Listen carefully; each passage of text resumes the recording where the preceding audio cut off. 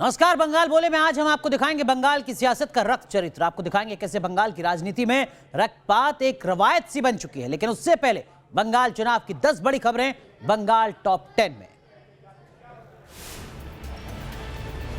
ओम जयंती मंगला काली भक्त काली कपालिनी दुर्गा शिवा क्षमा धात्री सहा सदा नमस्तुते।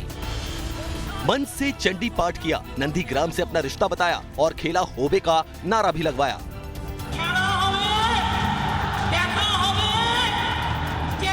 चुनाव के ऐलान के बाद पहली बार ममता बनर्जी नंदीग्राम पहुंची तो कहा कि वो हर नाम भूल सकती हैं, लेकिन नंदीग्राम का नाम नहीं। जानकारी के मुताबिक ममता बनर्जी अगले 3 दिन नंदीग्राम में ही रहेंगी। इस दौरान वो आम जनता से संपर्क करेंगी।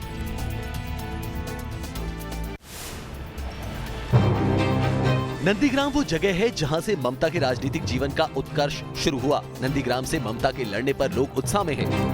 दीदी का बिना कुछ नहीं चलेगा। विकास का तो नाम कहने से वो शेष नहीं होगा, इतना विकास हुआ है।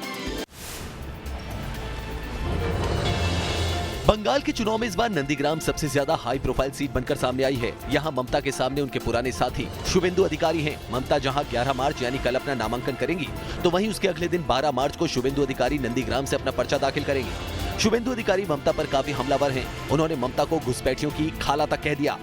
2014 के लोकसभा चुनाव में मिथुन चक्रवर्ती ने शुभेंदु के लिए प्रचार किया था और अधिकारी जीतने में कामयाब रहे थे। अब माना जा रहा है कि मिथुन एक बार फिर नंदीग्राम में शुभेंदु के लिए जल्द वोट मांगते नजर आएंगे।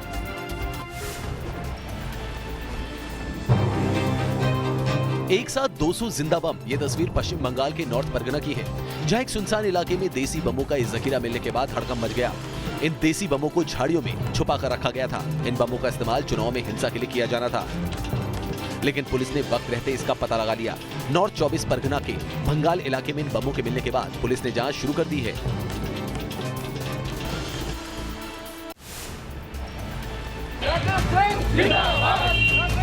हंगामे और नारेबाजी की तस्वीरें अलीपुर की हैं, जहां बीजेपी नेता राकेश सिंह को कोकीन मामले में आज कोर्ट में पेश किया गया। जैसे ही राकेश सिंह को यहां लाया गया, उन्होंने एक बार फिर ममता के भतीजे अभिषेक बनर्जी पर उन्हें फंसाने का आरोप लगाया। बीजेपी नेता राकेश सिंह की पेशी के दौरान वहां एक बार ही अफरा तफरी का माहौल बन गया। बीजेपी कार्यकर्ता पहले से ही वहां बैनर पोस्टर लेकर मौजूद थे, जो लगातार राकेश सिंह के समर्थन में नारेबाजी करते नजर आए।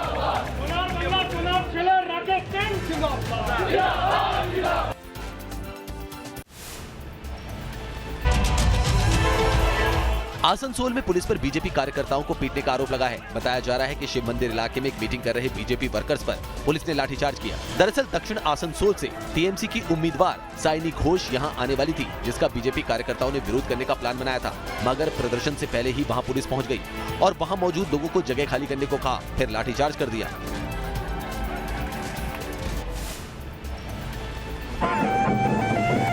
सड़क पर खुशी से नाचती गाती महिलाएं, नारेबाजी करते युवाओं की टोली। ये तस्वीरें खड़गपुर की हैं, जहां बीजेपी नेता दिलीप घोष के रोड शो में भारी भीड़ उमड़ी। बीजेपी नेता दिलीप घोष ने खड़गपुर से पार्टी उम्मीदवार तापन भुइया के लिए प्रचार किया। सड़क पर हुजूम के बीच फूलों से सजी गाड़ी पर दिलीप घोष दोनों हाथ हिलाकर लोगों का अभिवादन करते नजर आए। पश्चिम बंगाल में चुनाव के लिए नामांकन शुरू हो गया है। तस्वीरें मिदनापुर की हैं, जहां बीजेपी और टीएमसी कैंडिडेट अपना पर्चा भरने पहुंचे। बीजेपी ने यहां सुमित दास को मैदान में उतारा है, जिन्होंने अपनी जीत का दावा किया। हर समय मिदनापुर से सारी जो काया कल्प हुआ है, इस बार भी तृणमूल का जाना और बीजेपी का आना वेस्ट बंगाल से ही शुरू होने वाला है। यहाँ बीजेपी का मुकाबला एक्टर जून मालिया से है। अभी तो नॉमिनेशन फाइल किए हूँ। Let me win the election.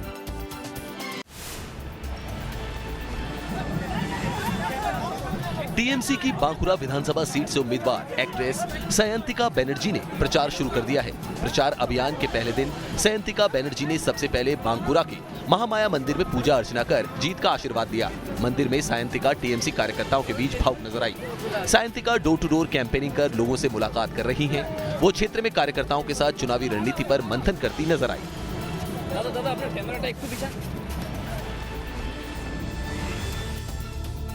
पश्चिम बंगाल में विधानसभा चुनाव से पहले टीएमसी को करारा झटका लगा है। मालदा जिला परिषद में अब बीजेपी का बहुमत हो गया है।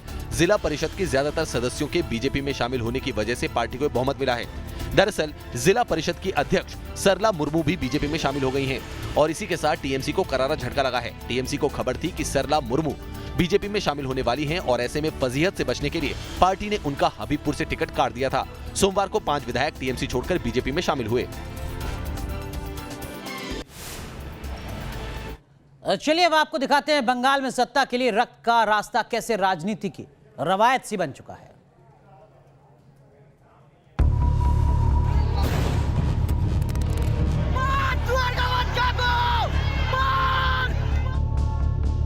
सबसे ज्यादा हिंसा पश्चिम बंगाल में हुई है।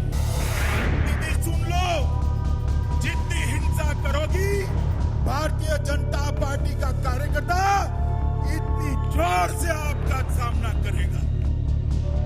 और लोगों को मार करके पेड़ पर लटकाया जाता है। पश्चिम बंगाल में राजनीति का जिक्र चुनावी हिंसा के रक्त रंजित इतिहास के बगैर अधूरा है।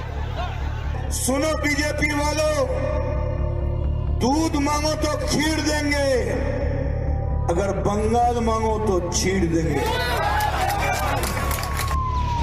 कांग्रेस से लेकर लेफ्ट और अब ममता के शासनकाल तक हर दौर में बंगाल की सियासत खून खराबे से सनी रही और बाद के चुनाव में भी हिंसा का ये दौर अपने उसी रूप में उभर कर सामने आया है।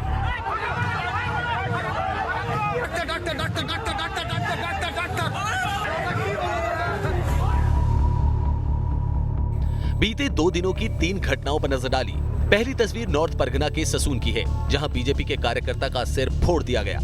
दूसरी तस्वीर नादिया की है, जहां बीजेपी के बूथ सभापति संजय दास को गोली मार दी गई। और तीसरी तस्वीर नॉर्थ 24 परगना की है, जहां बीजेपी नेता कमल काजी पर गोली और बम से हमला हुआ। ये सभी तस्वीरें बयां कर रही हैं कि बंगाल के चुनाव में कैसे हिंसा का बोलबाला है। यही कारण है कि बीजेपी ने हिंदुत्व के अलावा चुनावी हिंसा को भी ममता से निपटने का मुख्य हथियार बनाया है। भारतीय जनता पार्टी के कार्यकर्ताओं को मौत के घाट उतार करके वे अपने मंसूबे पूरे कर लेंगे।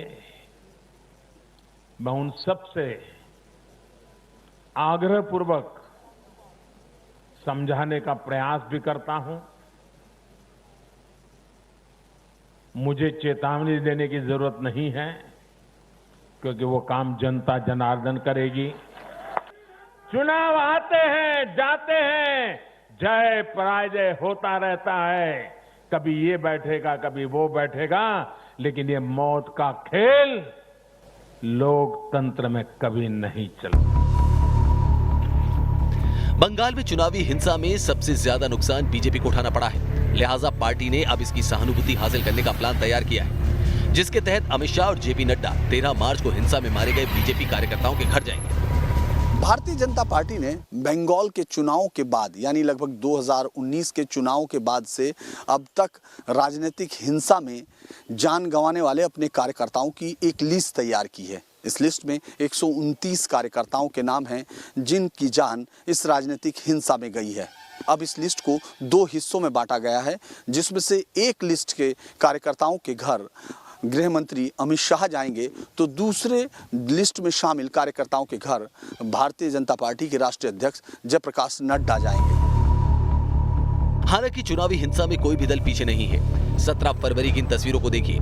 मुर्शिदाबाद के निमिता रेलवे स्टेशन पर अज्ञात हमलावरों ने ममता के श्रम राज्य मंत्री जाकिर हुसैन पर क्रूड बम से हमला कर दिया, जिसमें उनकी जान बाल बाल बची थी।